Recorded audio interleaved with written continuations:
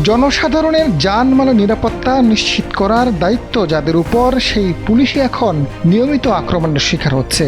রাজনৈতিক কর্মী থেকে শুরু করে রিকশা চালক পর্যন্ত অনেকেই অবলীলায় পুলিশের গায়ে হাত তুলছে। রাজনৈতিক পরিচয়ের আড়ালে থানার ভেতরেও এমন হামলার ঘটনা ঘটছে।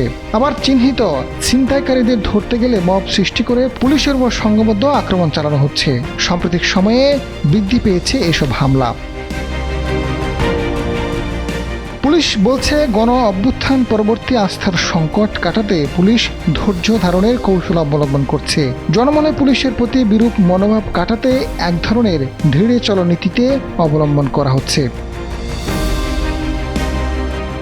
সমাজ ও অপরাধ বিশেষজ্ঞদের মতে, পুলিশের অতীত বিতর্কিত কর্মকাণ্ডের ফলে নৈতিকভাবে দুর্বল অবস্থানের সৃষ্টি হয়েছে। 5 আগস্টের পর এই অবস্থা আরও নাজুক হয়েছে। এছাড়া জনসংখ্যা অনুপাতে পুলিশের ভারসাম্য, সেই সঙ্গে অতীতে পুলিশের আক্রমণের ঘটনায় দৃষ্টান্তমূলক শাস্তি নিশ্চিত করতে না পারার কারণেও ঘটছে এসব অনাকাঙ্ক্ষিত ঘটনা।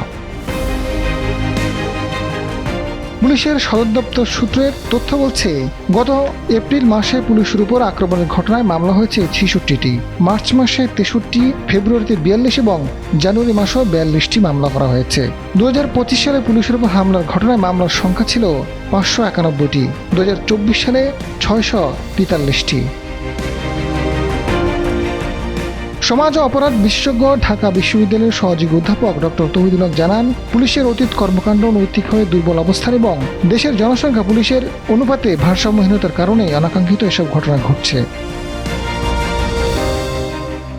বাংলাদেশ পুলিশ অ্যাসোসিয়েশনের সাধারণ সম্পাদক ও বিমানবন্দর থানার ওসি কামরুল হাসান তালুকদার জানান, অভ্যুত্থান পরবর্তী সময়ে বাংলাদেশ পুলিশ সদস্যরা বহু ত্যাগ, ধৈর্য ও অক্লান্ত পরিশ্রমের মাধ্যমে দেশের আইন শৃঙ্খলা পরিস্থিতি স্বাভাবিক রাখা এবং অবাধ সুষ্ঠু নির্বাচনের পরিবেশ নিশ্চিত করতে গুরুত্বপূর্ণ ভূমিকা পালন করেছে। গণতান্ত্রিক সরকার প্রতিষ্ঠার পরও পুলিশের উপর হামলা, সরকারের কাজে বাধা দেওয়ার ঘটনা রাষ্ট্র আইনের বিরুদ্ধে গভীর ষড়যন্ত্র ও দেশদ্রোহিতার শামিল। আজাদ ফারুক, সময়ের আলো।